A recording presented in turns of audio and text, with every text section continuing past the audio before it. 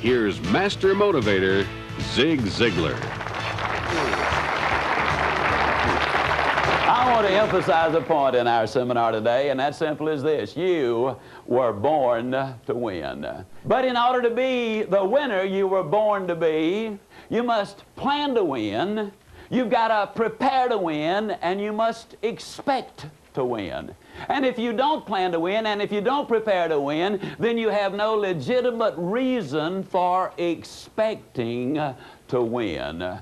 That's what today is about. That's what this seminar is about. Planning to win and preparing to win and building within you that legitimate expectancy based on realistic observations, facts, and procedures that if you'll take the first two steps, you have every right to expect to win and become the winner you were born to be.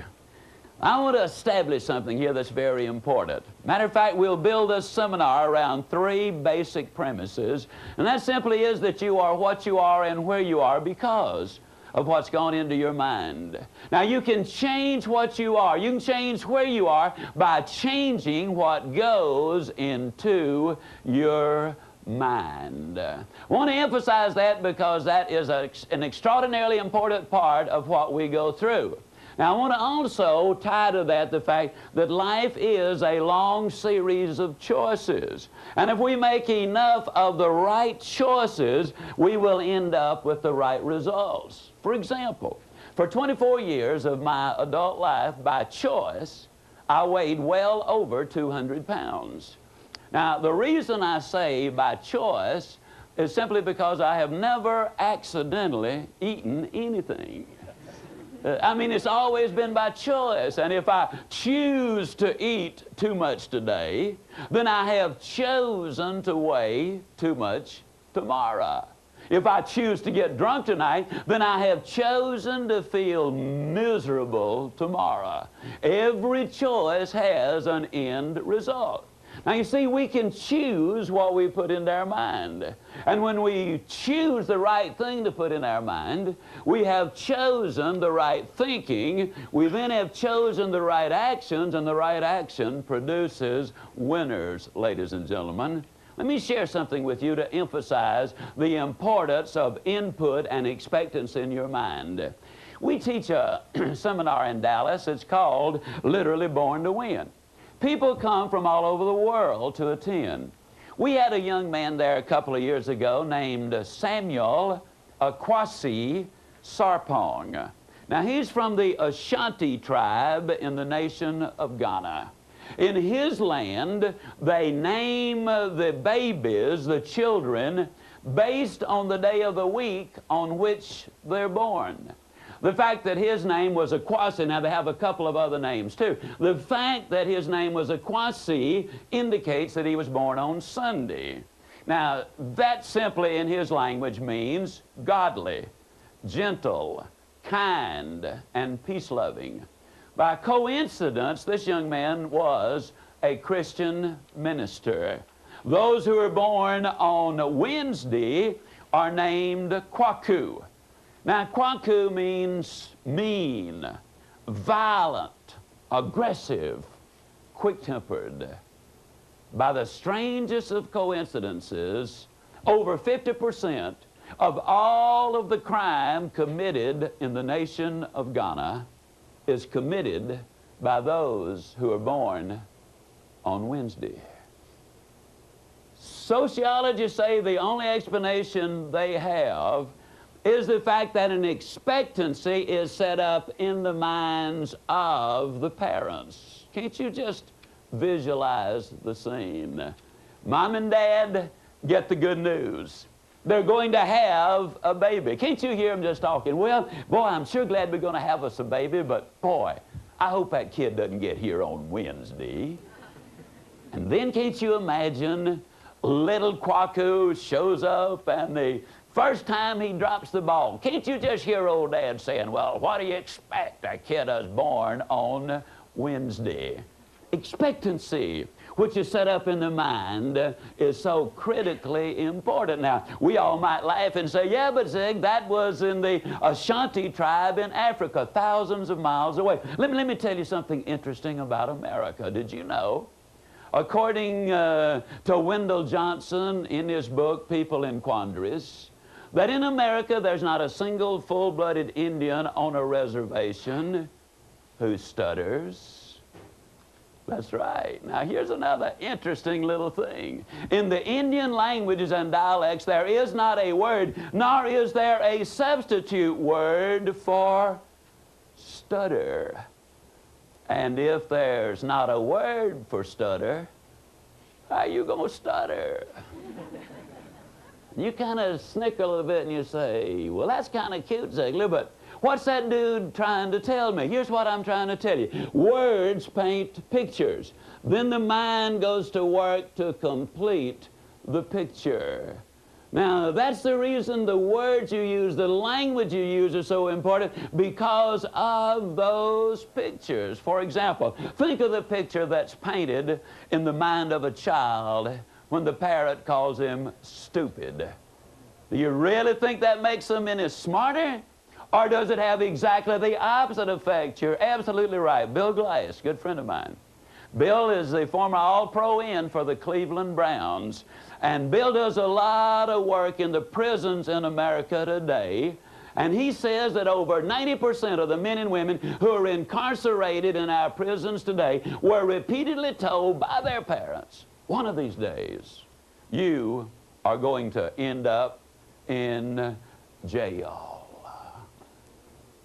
Well, ladies and gentlemen, thousands of years ago, the Bible said, as ye sow, so also shall you reap. Then the computer people came along in modern times and made it 100% negative. Garbage in, garbage out. Well, our seminar is a positive one, and so what I want to say to you is the same truth, and that is if you put the good stuff in, you're going to get the good stuff out.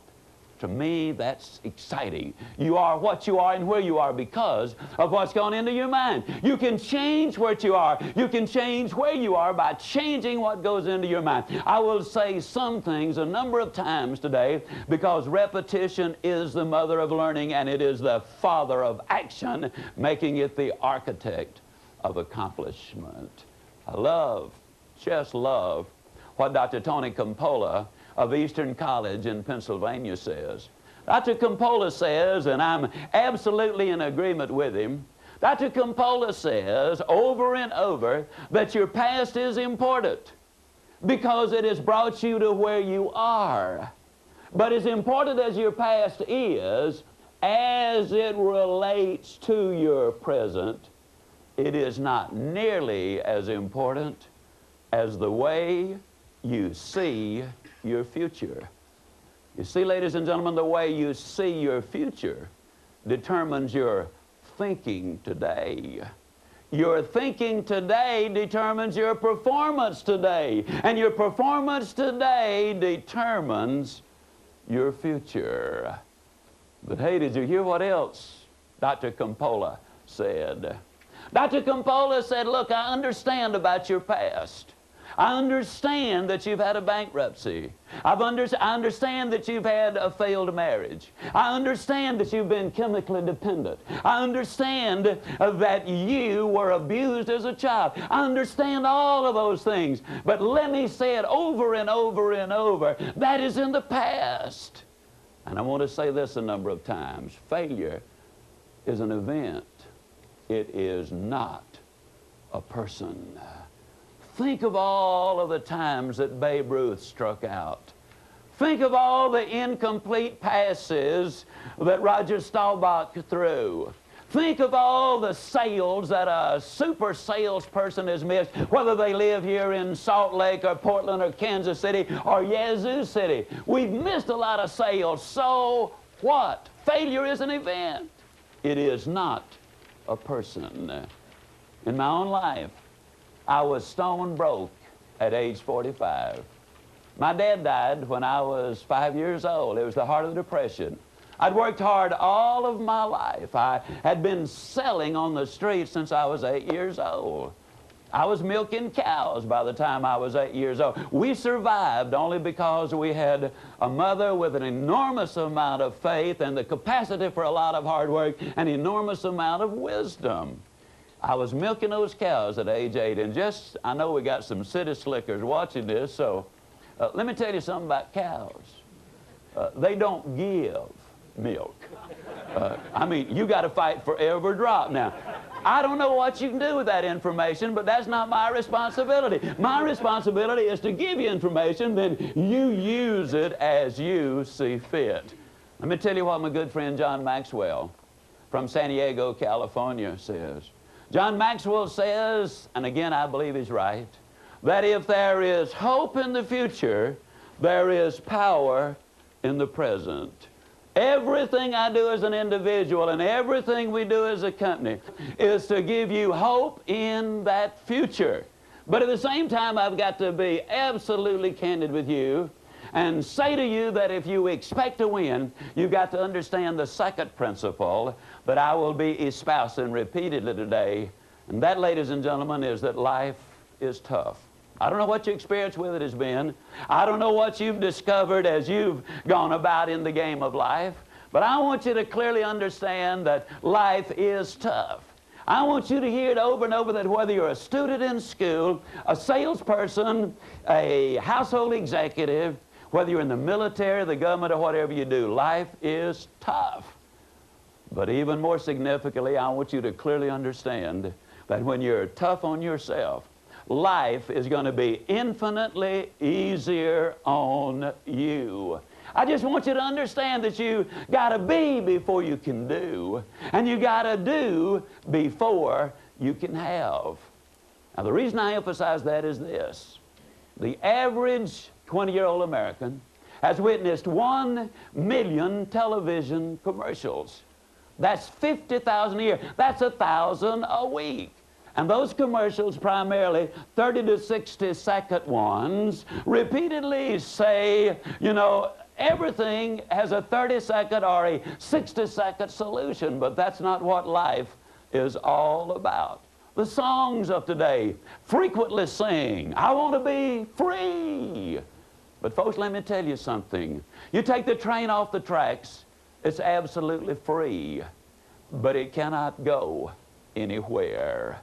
You take the steering wheel out of the automobile, it's under the direction and control of no one, but it can't go anywhere. Unless we take control, unless we set the direction in our life, then, ladies and gentlemen, if we do go anywhere, it's under the direction of someone else. This seminar primarily is going to share with you some thoughts as to how you can move to the top. But you got to understand, again, you got to be before you can do, and you got to do before you can have. Life is tough. But I'll say it again, when you're tough on yourself, life is going to be infinitely easier on you.